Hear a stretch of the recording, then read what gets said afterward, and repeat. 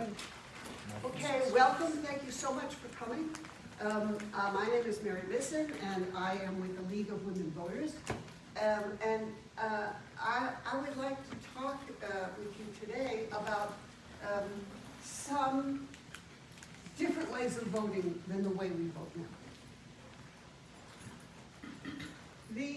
One of the things that you hear a lot about is the problem with polarity in our society today. You can't talk to someone who disagrees with you. You don't see things the same way. Legislators can't legislate because they can't come to a compromise position because they are too far apart and too set in their ways.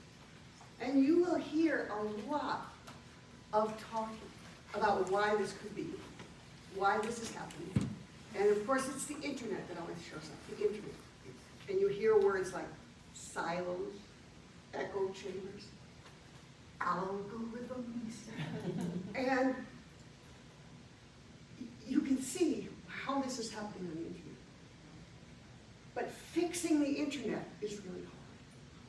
Even if you can figure out what the algorithms are doing and convince them that they should change, you don't know if when they change them, what effect that's going to have. It's so hard to predict. Getting people to change their habits, to change the way they run the internet is impossible. So I'm too impatient for that. And I think there's a better way to attack this problem. And I think we can do it by tweaking the way we vote. And so that's what I would like to talk with you about today, why I think the voting system we have in this country, by and large, is exacerbating this problem, if not causing it, exacerbating it, and what we can do about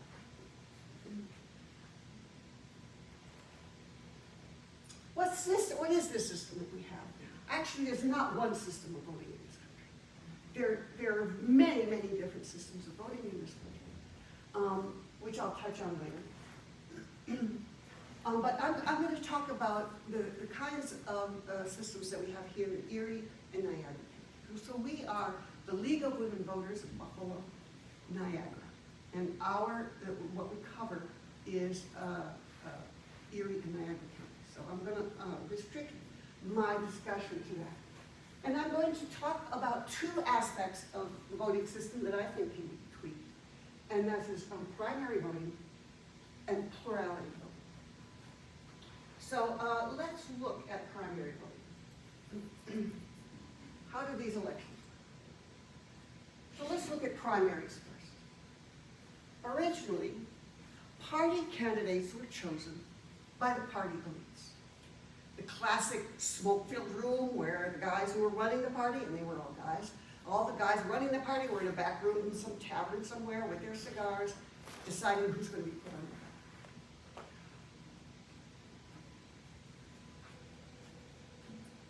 But to make originally all party candidates were chosen this way. Many small parties still choose their candidates this way. Maybe they don't have cigars. I don't know. Maybe they're vaping. But they don't have enough voters to run a primary. They might not have enough money to pay for running a primary. And so they just get together with their party leaders and whoever in the party they can convince to come and get somebody on the ballot. And even the major parties, for instance, if there is a district which is primarily Democrat and you know the Democrat's going to win, the Republicans often don't run a primary. And vice versa. The Democrats in some counties in some districts don't run a primary because they know they're Republicans. So that way of selecting candidates is going to remain. It's always going to be there for the smaller parties. But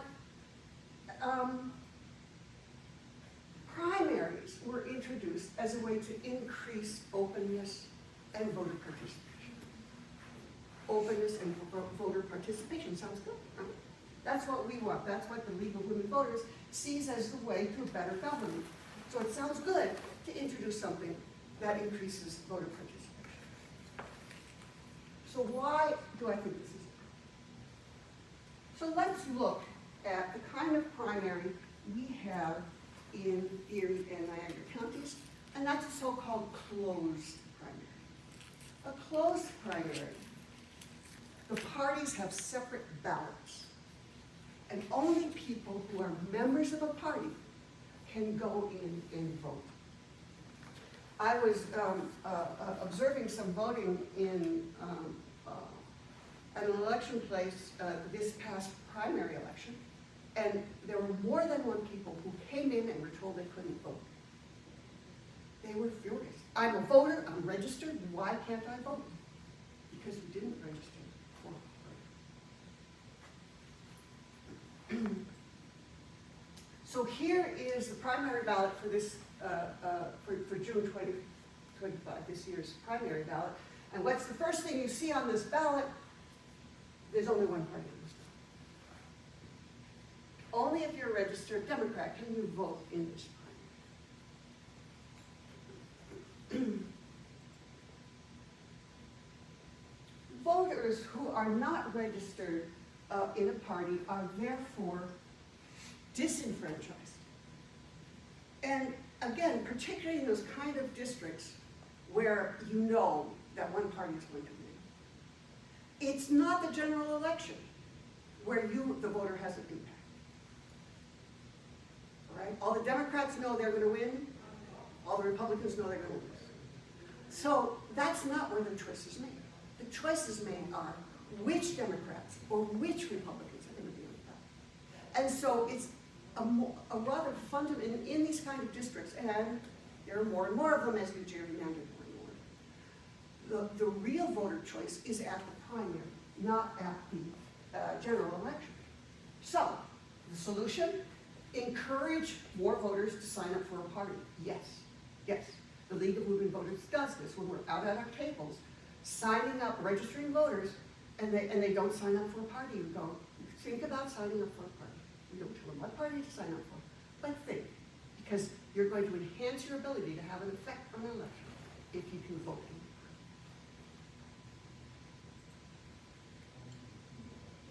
But that's not the only problem, disenfranchising voters. Even those voters who are signed up in for a party, less than 10% of them vote in a party. Why? I don't know.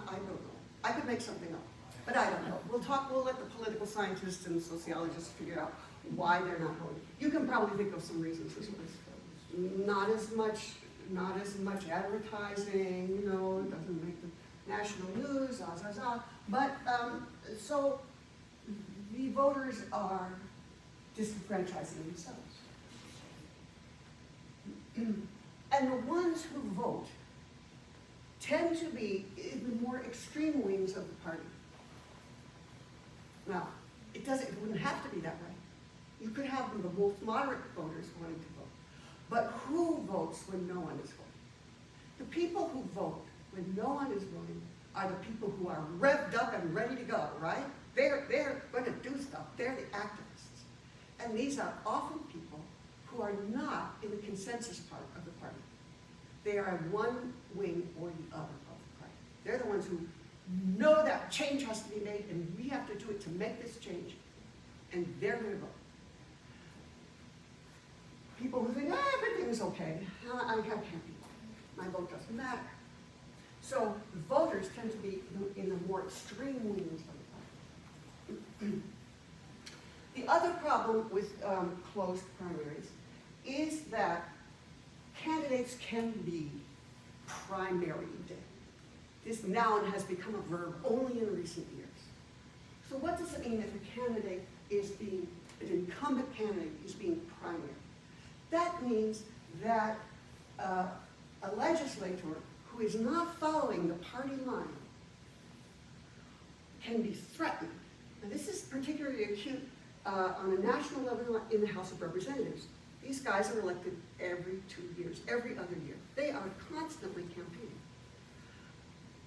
If they are not towing the party line, someone in the party, someone with a lot of political clout, someone with a lot of money, someone with both, can come in and say, if you don't do what the party line says you should do, we're going to run a candidate against you. And this candidate will be well-funded, and we have a lot of operatives who can come in and help us. And this has happened, that incumbents in the House of Representatives who don't vote the party line get primary, and they lose their position on the ballot. It's the elites again, right? The guys with the cigars or the vapes in the back room deciding who runs. And now it's not the cigars that are important, it's the money, it's the club. And they are deciding. So the voters are being disenfranchised by this primary process. What's the solution? I think the solution is open primary. Open primaries. There are a lot of different kinds of open primaries, but this is the most common one, and I'm going to focus on this. Any voter may vote in a single election with all parties present on the ballot simultaneously.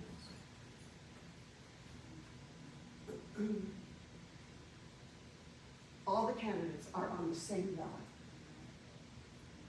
And then a certain number of the top candidates, regardless of party, are chosen to run in the election. Or you could say, all right, the top three candidates, one of which has to be from the other party. There are different ways of doing this.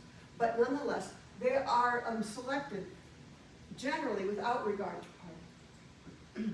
So this is a sample ballot from the New York City primary ballot in 2021. I'm sorry I couldn't get access to this year's primary election in 2021. What don't you see on this ballot? You don't see party affiliation. You have no idea if Eric Adams and Isaac Wright Jr. are in the same ballot, or on the same party.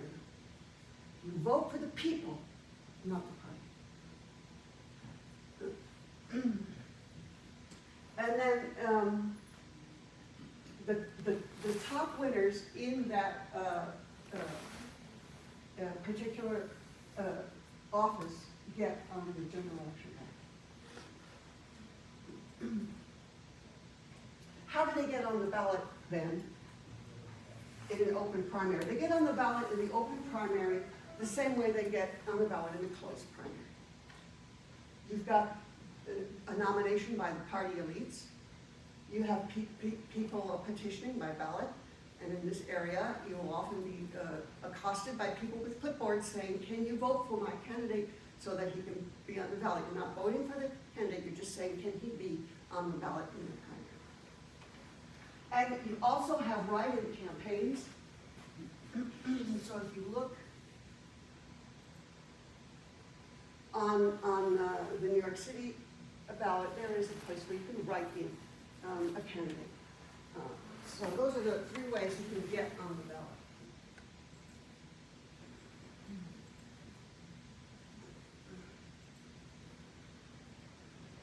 So any questions about primary?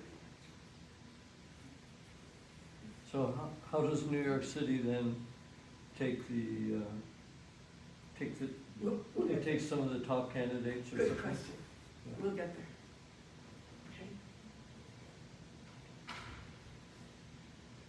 Okay. Okay.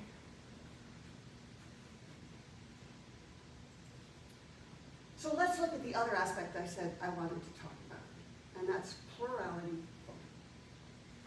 And this plurality voting can occur in the primary, or it can occur in the general election, or it can occur in both. And it's independent of whether it's an open or closed primary. You can have plurality voting in both situations. So what is plurality voting? Plurality voting, since it's the kind that we have here in Erie and Niagara counties, is probably the most familiar to you and makes the most sense. You have three candidates, and the one candidate that gets the most ballots, most votes, wins. It wins, right. So that seems fair, that seems right. Here's the problem.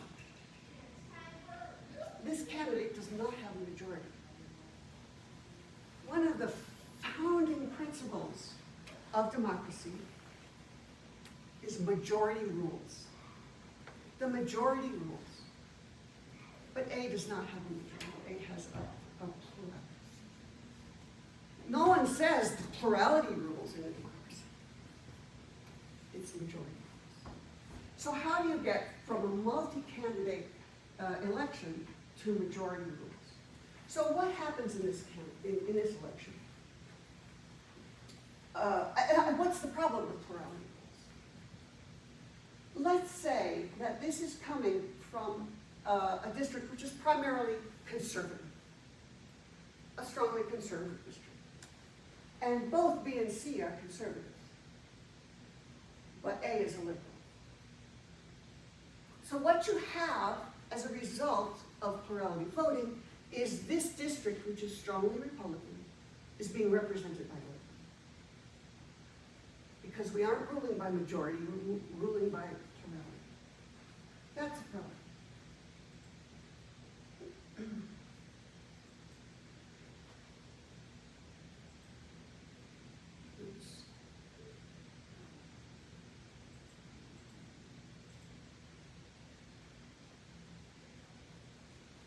Voters perceive their votes don't count.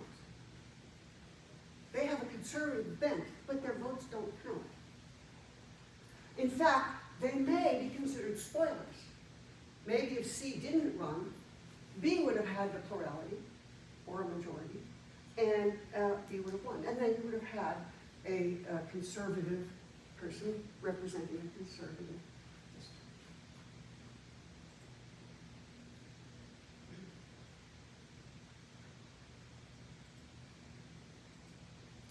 Okay, only the biggest parties in general have a chance of winning. They will tend to attract more money because of their higher likelihood of winning. And if they have more money, it makes them even more likely that they will win. So there's a vicious cycle here, limiting elections, the possibility of success in elections to two candidates.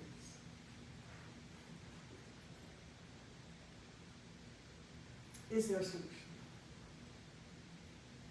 What do you think? If there's a solution? I hope so. All right. I wouldn't be here if I didn't think there was a solution. So let's see what I think, what the lead promotes. Ranked choice voting. Ranked choice voting means you don't vote for a single candidate. You vote for every candidate or for some of the candidates that are there. And you indicate your ranked choices. Who is my first choice? Who is my second choice? Who is my third choice? And so for people who like a candidate who is a small candidate and probably won't win, they have two choices under plurality voting. They can vote for the candidate they really like, even though that candidate can't possibly win, and may take votes away from the candidate who is their second choice. Or they may vote for the candidate who's their second choice, knowing in their heart of hearts that they love it, but they can't vote for him. So, ranked choice voting means your second and third choice do count. So again, here's that sample ballot from that New York City primary. What you see is that for each candidate, there's not one box to check, but there are 5 boxes to check. So there are 14 candidates here, and you are asked to rank your top 5. So not every of these candidates would get a circle, and they would only get 1 circle in a box. So do. Yes? How prevalent is it across our whole nation? It is increasing in popularity. I didn't bring those data. We have some data on that in the week. I'll give you some sources for those data, for those questions. But when you look at the map of who does ranked choice voting, more than half the states have it in some districts. You know, New York City has it, but we don't have it in Buffalo. So it's district by district. But I think the number of districts that have ranked choice voting is about 25% of the total districts in the country. But it is increasing. It is increasing. More districts are adopting ranked choice voting. Here's another example. So that was an example of ranked choice voting in a primary. Here's an example of ranked choice voting in the general election. This is from the city of Portland, Oregon. It was for mayor in 2024. You have 19 candidates, and you rank 6 of them. So in the primary, that primary, this comes back to your question, how do they get onto the ballot? It differs from system to system, but for instance, it may be that the top 1 people who got 1, 2, or 3, first, second, and third choice, three of them are put up, or maybe the top 4, maybe all the 5. So it depends on how many go up for to be put on the ballot. That's the choice of the district. Okay, so this is a hypothetical example where we're starting off with the same election we saw before. And this is from a group called Rock the Vote. This is one of those groups that has a lot of information online. If you are interested in finding out more about ranked choice voting, this is one of the places you can go. Just do Rock the Vote, Google Rock the Vote, and you'll find it. So this is that same, but after the election, we see no one has a majority. If we want majority rules, we have to do something if we want the majority of the voters to be represented here. And in many countries, if you follow international news, many times you will hear when they're running an election, they will find that no one has a minimum number of votes, because there are a lot of parties in Italy and a lot of countries, they have a lot of parties. And it's quite frequent to happen that no one gets a majority. And what they do then, when they find that no one has a majority, they drop the poor vote getters, and they run the election again with the top 2 or top 3 or top 4. And that takes time, takes money, it takes resources. Ranked choice voting is like an automatic runoff. So you look at it, if this were a country that demanded majority voting, you would have to vote again. You would drop C and vote again. But with ranked choice voting, what you do is you look at the poor supporters of C. They're voting for the person they really love, even though they know he's not probably going to win. But they say, if he doesn't win, here's who I would like to win. So the example here that Rock the Vote gives, let's say 12% of the C supporters put A as their second choice. So we now take that 12% and add it to C's vote, and now C has 56% of the vote. You take the 11% who said B was their second choice, and you add that to B's tally, and B has 44%. And we have a majority, right? We have a majority. Now, in this case, because of the way Rock the Vote chose their numbers, that didn't change the outcome. You still have A winning.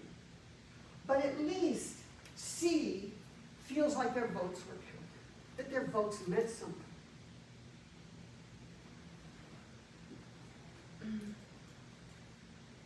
But I wanted to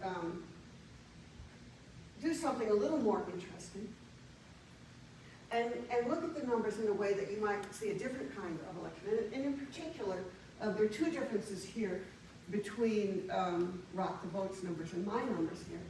The first one is the race is close. The second one is I suggested, what if C, for instance, had a conservative bias? So I show that conservative bias here. So here, again, there's no majority, no one has a majority, so the majority does not rule if we stop here. So we don't stop here, and we go back and we look at C. But now, because I suggested that maybe C would be more conservative, what you find is there's more votes for the conservative candidate. So there are 3% of the votes here. The second choice was for A. So you add those votes to A, goes from 39 to 42%. But there was a strong bias towards the other conservative candidate, so 20% here gets added to B, and B gets 58%. Now we have a majority, and C's votes did indeed count. In fact, C's vote sprung the election. Question? Yes. So, I've heard of other countries having elections sometimes where they say people spoiled their vote. They intentionally spoiled the ballot so it couldn't, there was a big case which happened this last week. Is that they do something like this, but then they put two choices for one or two choices? Because that would, anybody that does that, you wouldn't be able to use their ballot at all, right? Right, so people who spoil, I'm familiar with the situation in Australia. Right. In Australia, you are required to vote. You have to vote. You will be fined if you do not vote. And so people who don't like any of the candidates or just don't like being pushed around, and a lot of Aussies don't like being pushed around, rather than vote for someone they don't feel like voting for, they will spoil their ballot. So that spoiling of the ballot is like a rude gesture to the election commission to say, I don't want to have any part of you guys. You're making me do it, and this is what I do. So that's usually the case with the intentionally spoiled ballot. Right. But that would also happen in a ranked choice situation if somebody voted, you know, you could vote, if you have 5 choices, you could vote your first, second, and third, but if you voted 2 for 1, then they couldn't, they just couldn't use that ballot. They couldn't use that ballot. There are other cases where you might vote 1, 2, and 3, but not 4 and 5. Right. And different voting systems will treat those differently. But that would certainly be seen as an unfair election if you allowed it to have 2 first choices. That almost every ranked choice voting system that I know of will not allow.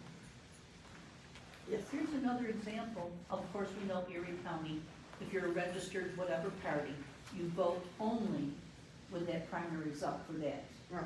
But in other counties in different states and everything, whether, say you're a Republican, you can vote in anything, or you're a Democrat, you can vote in anything. So say if you're a Democrat and you think, oh, I don't want to give our party more of a chance, I'm gonna vote, even though I don't like them, Republicans, I'm gonna vote for the guy that will most likely lose Right. That is on their party. that is a problem. That's why we have a better system here in the county. That is a problem. And so you're never going to have a perfect system, right? Primaries seem like such a good idea when they first introduced them. And yet we see that people can misuse those primaries. So you can also misuse ranked choice voting. And that's certainly what it always bothered me with open primaries. That's the most egregious example of strategic voting.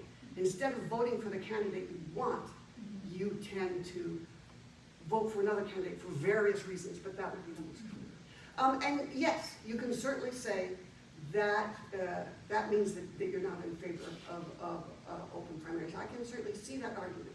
But my feeling is that happens relatively, and we could get data on this. I'm sure people have data on this. How often that happens, and whether that is worse than people being disenfranchised. So you never pick the perfect system, you just pick the least bad system. And I have come to believe that open primaries are the least bad system. Anyone can mess with any system like spoiling your ballot. There's always a way you can mess with it. But the question is, how can we do the best job? Get the best functional government that we deserve. Okay, so what I want to do, in case this wasn't clear to you, we're going to have an election right now. And we're going to try using ranked choice. So some people are going to be distributing ballots. Here's what the ballot looks like. We're going to vote for the best Halloween candy. Now, if you have been in Tops or Walmart recently, you will know there are a million kinds of Halloween candy. We've chosen 5 for you to vote for. And I'm not asking you to rank all of you, just your top 4. We can share. So we're passing around some ballots. If you don't have a pencil, we can get you a pencil as well. And I want you to look at your choices for the best Halloween candy. And Crunch is milk chocolate with Rice Krispies, and you're welcome I'm to gonna taste take- it. I wanna taste We have samples Yeah. over here. yeah, we have samples here. You can try them if Are you're you not going sure. door to door? with Like, the I'd be samples? happy to Like- walk by. Like I didn't know what nerds were when this ballot got printed. I had no They're idea newer. what nerds were. So I had to They've only been sample. around Nerds for are about 10 years. they're little balls of sugar that are flavored like grape and strawberry. And then there's sweet tarts that are like discs of sugar flavored with probably, sweet tarts are tart. Nerds are sweet, yeah. This brings to mind another question. What if we, it says the top 4, what if you only like the top 2 or 3? Then just mark those. We will And then be you the kind don't of even bother primary. with the others then, right? You are going to be the kind of primary where you are not going to be forced to use all your choices. We will count them.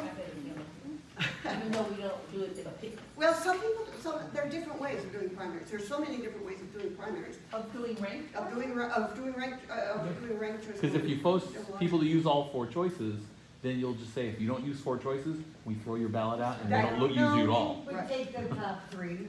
Yeah. Because it would still go to your first Yeah, choice. so you can Your say, second choice, your third if choice. there's only one, if the only one you would ever eat were Butterfingers, you can just write I that. gotta go try it. So while we're getting these ballots collated and counted, if you want to go try and see if you made the right choice, do that. Would anybody like some candy? Yeah, while we're here. May I? Here, would you like crunch?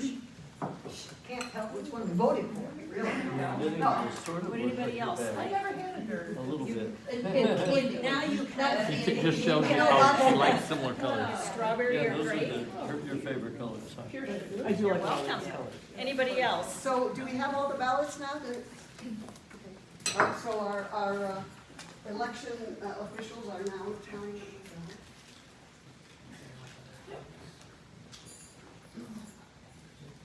You're trying to buy our thing.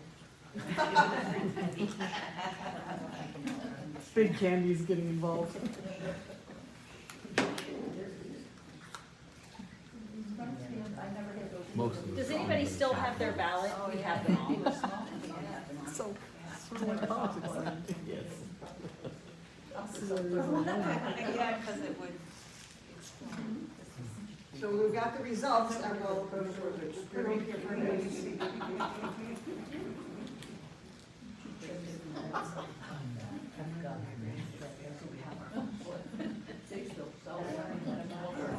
So what are they counting up? So what they're doing is they're taking every ballot that says Butterfingers or my first choice, and they're putting them in an envelope that says Butterfingers. They're taking every one that said Crunch was my first choice, and they're putting it in an envelope called Crunch, etc. So they're now looking only at the first choice vote.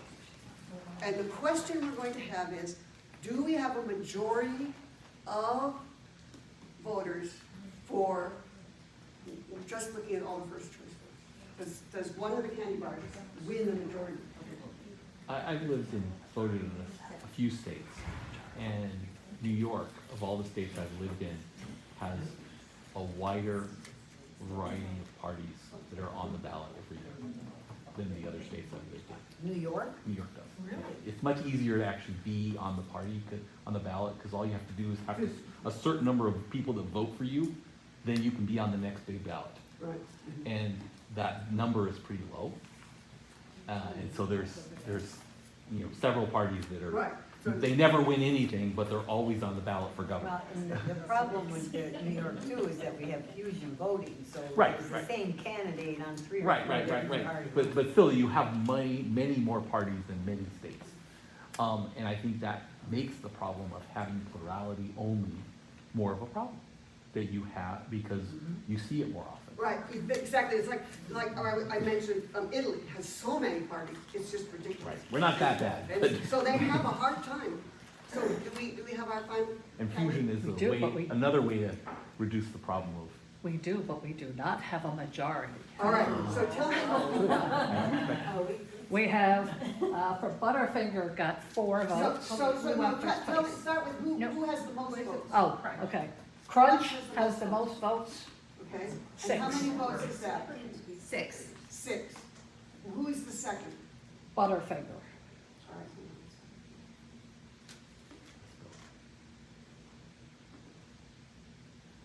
So the second one is Butterfinger, Yes, and how many does Butterfinger have? 4. 4. Who's the third? Snickers Snickers? with 2. Snickers has 2. And fourth? Sweet Tarts Sweet Tarts? has 1. Sweet Tarts has 1.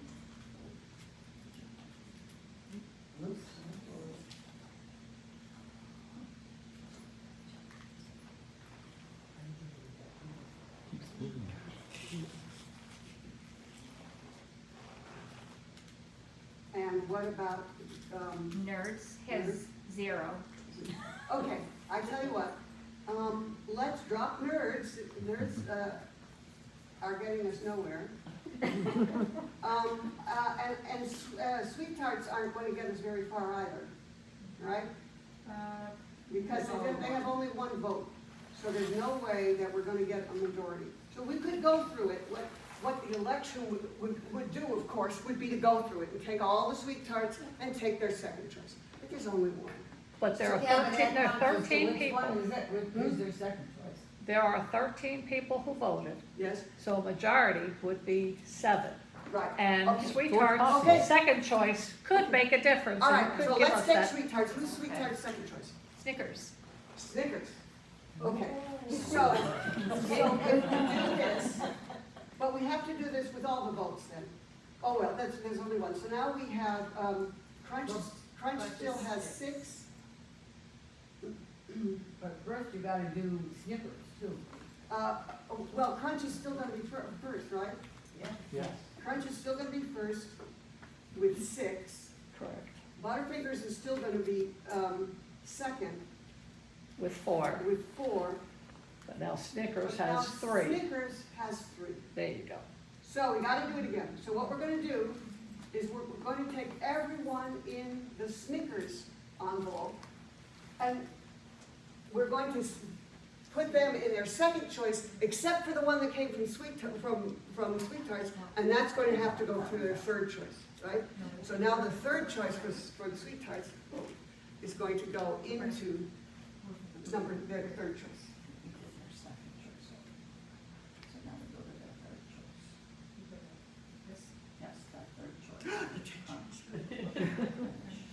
I heard a story on NPR once about an election in Wales, back when they were still doing this by hand, the way we're doing it. And it was an election that was being done by ranked choice voting. And the woman, and it was like six or eight candidates. And the woman who was like number 5 was going through all this recounting process. And she's just getting so tired, like she's inching up it from 5 to 4. She went home. They called her from home, come back, come on. Because, you know, it made a difference. So what do we have now? Who's our top choice now? Top choice now is Crunch, Crunch. With how many? 8. 8. So that's it. We've got it. We've got majority rules for Crunch. Let's hear it for Crunch. Yay!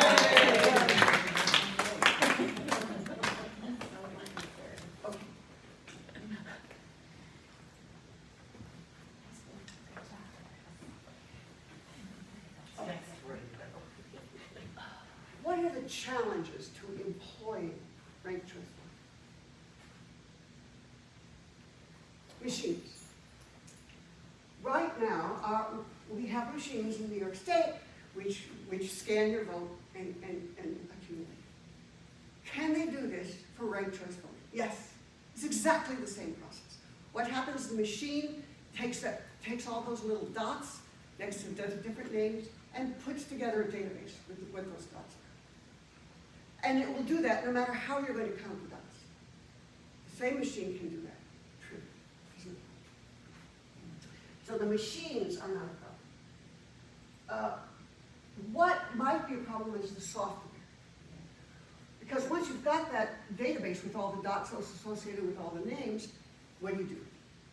And the software we have now picks the plurality winner. You can write software for doing the right choice. And many systems already have that installed. Or in other cases, it can be relatively easy. So the software is good. It's a little bit more of a problem. Voter acceptance is the big. And what do we do about voter acceptance? We educate. That's what we're doing right. We educate people to say, what is ranked choice voting? How does it work? I think in many ways that's more important than the argument for whether it's better or worse. How does it work? Until you know how it works, you can't make it an intelligent choice as to what you prefer. So voter education is going to be key to a change if we want to see a change. And so that's why we're doing it. We can make it work. The League of Women Voters can make it work. A lot of other people I'm going to talk about can make it work. But every one of us here who thinks it might be a good choice can also help.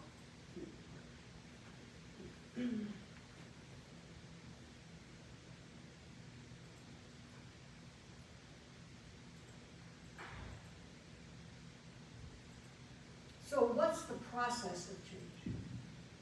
It depends on the district. Who runs the elections? Who runs the elections and decides how they work are the districts. So for instance, in the city of Buffalo, the Common Council decides how you want to run the election. For Erie County elections, the Erie County legislature decides. That's for everything but the city of Buffalo. That's for everything that's a county official, right? Oh, The okay. county executive, the county legislative body, the sheriff, whatever. The county decides on how they want to run the election. For the towns, or the villages, each one of those makes their own decision. That sounds really complicated, like how can we get one voter that has, one ballot that has the, both Buffalo and Erie County officials on the same ballot? They just have to work at it. They're good at it. They know how to work at it. What we have to convince them is which we think is the right way. And so the good thing is, because you're working at the district level, this small level, you have a bigger impact. We can't make any decision about the electoral college for the president. You and I can have so little effect on that decision, is ridiculous. But you can decide how Erie County, or you can have a big effect on deciding how Erie County.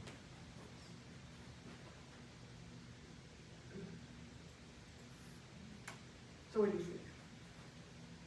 Tell me what you think. First of all, I'd like to ask who feels like they understand ranked choice voting better now than they did before? Yeah. I'm thinking the bigger challenge, to the whole thing, is the elected officials and the two parties. Mm-hmm. That's the biggest challenge. That's the biggest challenge, and why? Because they won under this system. The only people who are adamant about removing the electoral colleges are the people whose candidate lost, right? If you won using this system, you're for this system. So just talking to the current legislatures and the current executives isn't enough. We have to manage to get people on these bodies, in these positions, who are sympathetic. So I think that's the hardest part. Or vote to Right, change it. right.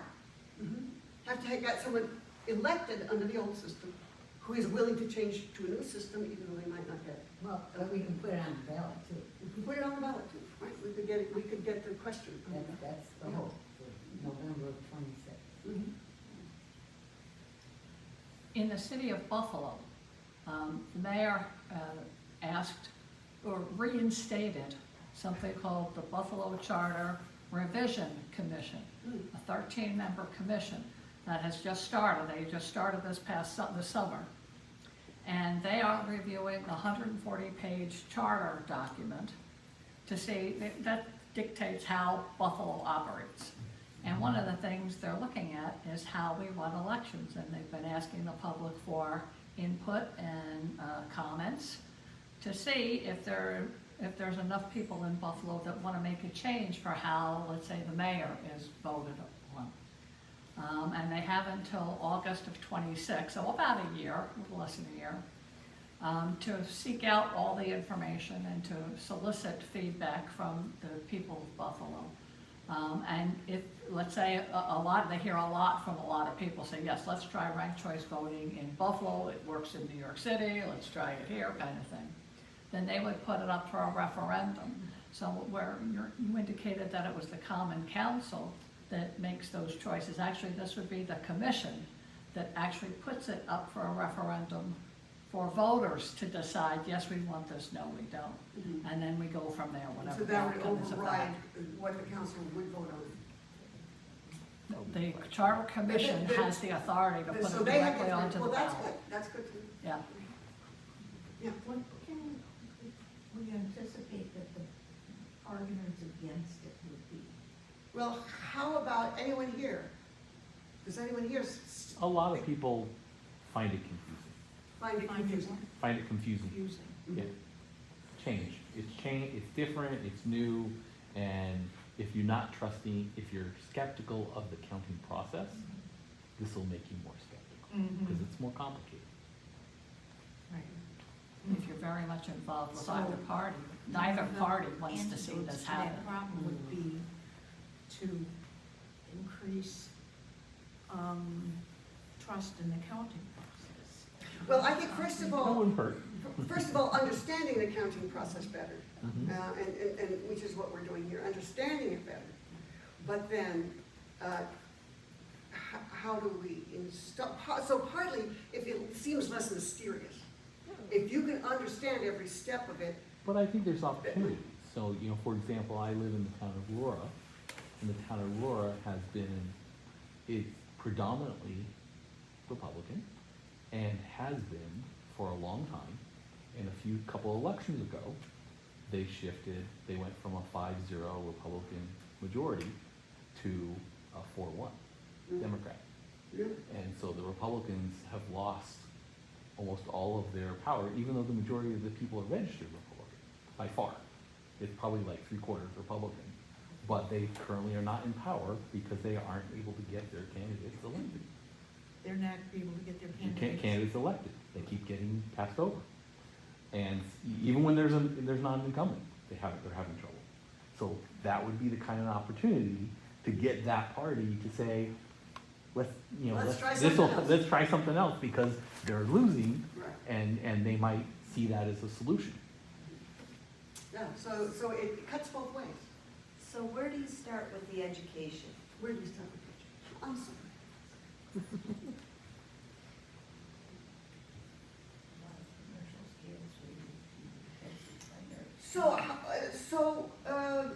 One of the ways, I sort of indicated prior that everyone here can get educated. And I want to introduce you to a resource that everyone here has immediate access to. I have been using the phrase majority rules, which to us feels like what democracy is about.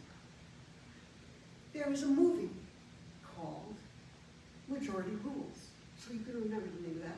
There is a 30-minute version, which you can see free on YouTube. It's on YouTube.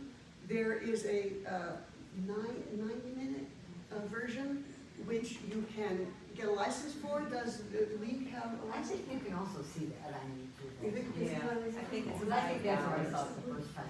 Netflix, so that a lot of the streaming videos of it. Okay, a lot of those streaming videos have it. So, you can ask your friends over, say, do you know anything about ranked choice voting? Have you ever heard about it? Yeah, and the movie is cool, especially the longer movie.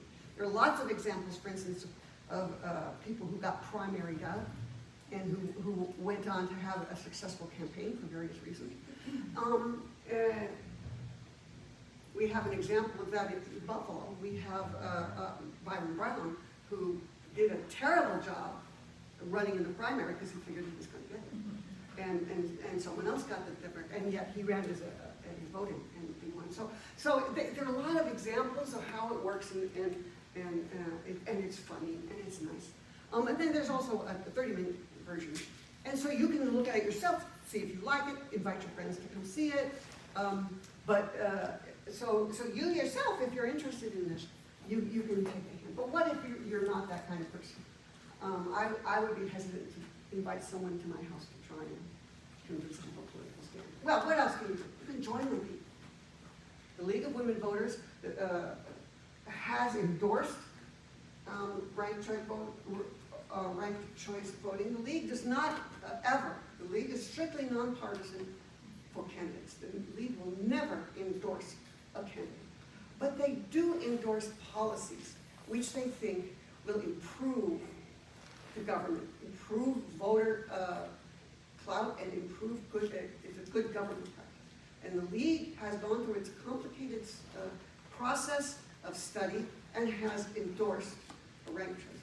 So the League has a lot of information and a lot of opportunities like this to talk about it. And there can be opportunities, for instance, to look at the commission, the Buffalo Commission, examine what they're doing, provide them with information, do that sort of thing. There are a lot of other organizations. One I want to give a shout out to is Unite New York, which is also very active. And so its website's easy to remember. It's Unite New York. And they also have a lot of information on the and do a lot of advocacy, so you can check out what they're doing, see if you like it. Check out the right to vote, right? The Rock the Vote. Some of the information I got here was from Rock the Vote. And so they're also a good source of information. You have the opportunity here to sign up for the League if you want, but you can look at these other opportunities and you can do more exploring on your own. And then, of course, you can work with the Buffalo County Council or the mayor, you can work with this commission, you can work with, or if you're not in Buffalo, and why would you come here if you're not in Buffalo? You can work with your county legislature, the county executive, your town executive, your town legislative bodies, your village, etc. And so you can get to know your representatives and talk to them and find out what their positions are. If you don't know who your elected officials are, the League has the They Represent You booklet. Wherever you are in the area or Niagara County, we can tell you who represents you and how to contact that person. Just ask them what their position is and work with them. So what does the League do as far as encouraging ranked choice voting? Well, this is one one of the big things we're doing. Yes. Laura, you want to talk about Right, it? we're starting with educating the public, and we're also working with the Partnership for the Public Good. There's a whole ranked choice voting coalition, and so that's where we're getting with the Common Council and the Buffalo Charter Review Commission. Erie County just had a Charter Review Commission, a kind of mini thing, and they just were pushing everything through and didn't really look for input on that. But Buffalo is really a little bit easier to work with this Charter Review Commission. And I believe in the charter, it does say like every 16 or 20 years, they're supposed to review all this stuff and see what's relevant and change. And like I said, with Erie County, they just kind of did it really fast and got it done, and then Buffalo is being a little more thoughtful, which is great, and so that's what we're doing. And the education of the elected officials and. Right. I didn't even see you sitting. Oh, I came in late, sorry. Were you incognito? Yeah. There's a lot of information out there on the web too that's very valuable. Ranked choice voting is becoming better known as RCV, just because it's easier to say it than ranked choice voting. And there is one website called RCV Resources that really goes into all of what you've seen here, what you've heard here, and a great deal more. And also we'll talk about the pros and the cons. It's pretty straightforward, and that's a valuable website to go to, RCV Resources. And then on our website, which is the League of Women Voters Buffalo Niagara, LWVBN.org, we also have information about ranked choice voting on there, and we'll have more. This type of thing will be, this type of event we will be putting up in our resources. And you'll see information in our blog that's located there, more information about ranked choice voting, as well as other issues that we support. And one thing I just did want to say, because you mentioned Australia, they've been doing ranked choice voting forever. So that, that's the only kind they've ever done. And in other countries and states, I think Maine does it too. Maine does it, yeah. And California, of course. Alaska is. Yeah. Alaska does it for their federal senators and congresspeople. Yeah. Lisa Murkowski lost her position and then gained it back 6 years later, using the same process. But that's at that level that Alaska's been using this. And Murkowski's story is on the majority rules. Right. But it's been around since the early 1800s worldwide.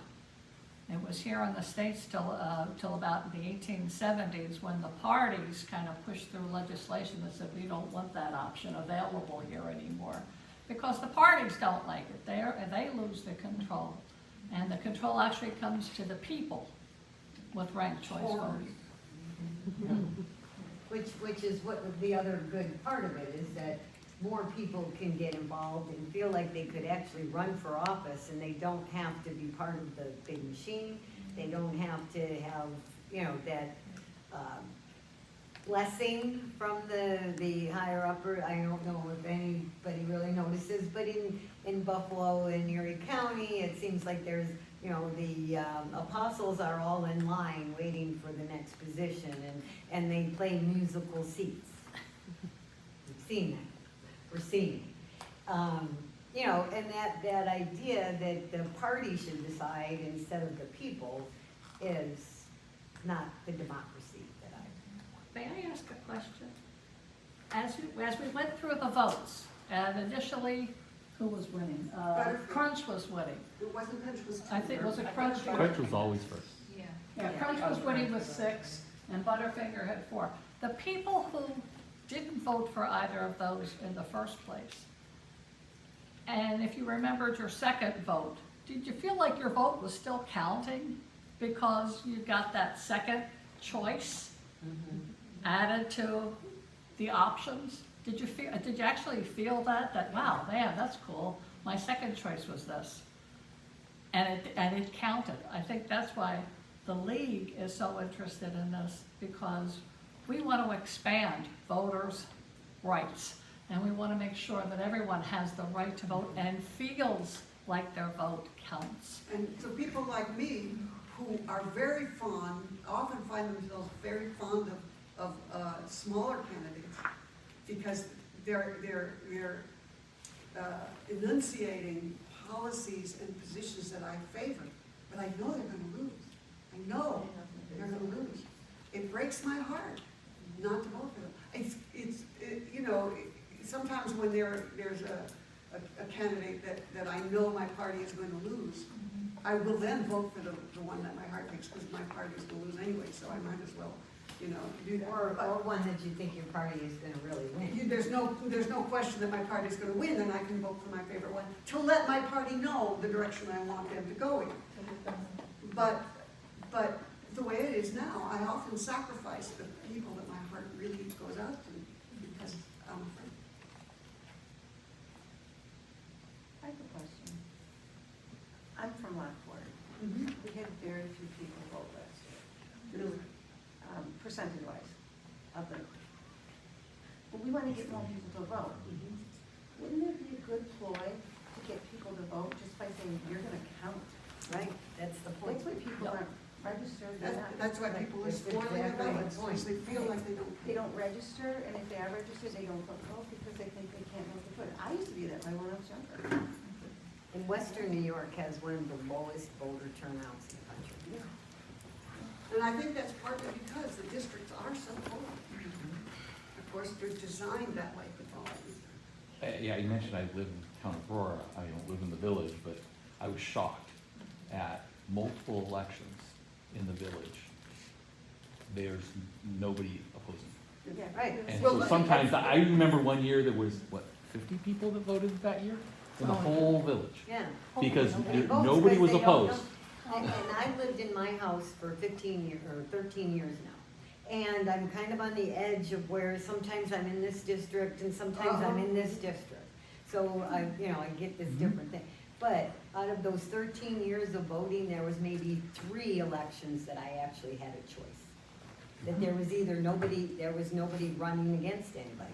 Or, they're all on every single line, all the way down, the same people when we do our judges and all that kind of stuff. It's like, I don't feel like I've had much of a voice Well, in Buffalo, New York's and political. if you subscribe to the Investigative Post, Bravo, yeah. Yeah. recently, that was just I today. saw that sent before, it to then you sent it to me. Yeah, Yeah, I just read that. yes. What was this? Is that online or? Yes, The investigative post? So- Investigative email. Post. They So what's send it the out story? free. What's the story? Oh, cool. Once a And week. it evaluates how many people in your district you actually have a choice Right. about voting for, how many positions, because there are so many that are not I contested. Not interested, My whole At all. district is, I have no choices. yeah. At all. My whole district. And it makes the one party feel like they don't wanna even put a candidate up because they know they're gonna lose. But that's not good for the public, because then we don't have, maybe everybody, this is my dream. But it doesn't matter what district they call, what color they call your district, that the people are gonna go and vote for what's right they really want. But so many times it's that, oh, well, I'm not gonna even go vote because it's not gonna make a difference. And that's why we think this is, would energize people to, it's like a game. Go and, pick 1, 2, 3 and then see who wins. Ranked Instead choice of, voting. it's just the lesser of 2 evils. At least we can pick 3 or 4 different evils. And ranked choice voting kind of forces the people running Right. for those offices to say the same thing to everybody. Not say one thing to you because you're with my party, but I'm gonna say this to kind of smudge things a little bit. And they really gotta get talk your to vote. voters. They have to have that dialogue, which is something else we feel is Really. missing in our world right now, is having people with different viewpoints, having conversations. So this tends to. That's one of force the that things issue. that they say in the movie. They talk about it, that it was, oh my goodness, the 2 Republican candidates were cooperating with each other. The first time they were telling everybody, oh, no, vote for me. But the second time when they did it, they said, well, if you don't want me to be first, let Sue be first, and And then we saw that- I'm second, right? we And saw so that in we're the- kind of working together so that no matter what, their party could win. You saw that in the New York primary as well, because Mamdani and one of his buddies were campaigning together. Yeah. And said, And isn't that terrible, 2 politicians working together and talking to each other? Oh my gosh. Unheard of, especially Oh. today. yeah, You can also tell your friends that this is what the league does, and they'll come out Yeah. If and you got a have more group or things something, we'll in come your up to you. community, or in your next door neighbor's community, or invite us to your home, or whatever. Right. So So we're that- here to help people understand this for the future. So we stand ready to help you if you let us. so if you'd like to have a party in your home but you don't feel confident, we'll be happy to give you whatever information you need or be with you there to do it. So just let us know. I just, Oops. Is there any Are there any elections in New York State that are done, well, obviously New York City, but is that the only example of far ranked as I choice know. voting? Right now, I think there is another city that was worth looking at it, but, I'm not sure where they're at. That information will be on one of those websites. Yeah, Unite New York, I think Unite New David York just has said some the other day that beautiful they're working maps on all. and things about where these different, districts are using different voting systems. And, I debated putting all that information and more historical information, et cetera, but I thought I wanted to cut to the chase here. So, you can look at some of those resources and find answers. Thanks so much I just for want to coming. thank everybody for coming. Tonight was brought to you by the Membership Committee and the Speakers Bureau of the Buffalo Niagara chapter, and we appreciate all of you taking the time to come. Mary has done a lot of work to get this presentation put together, and I thought she did a great job.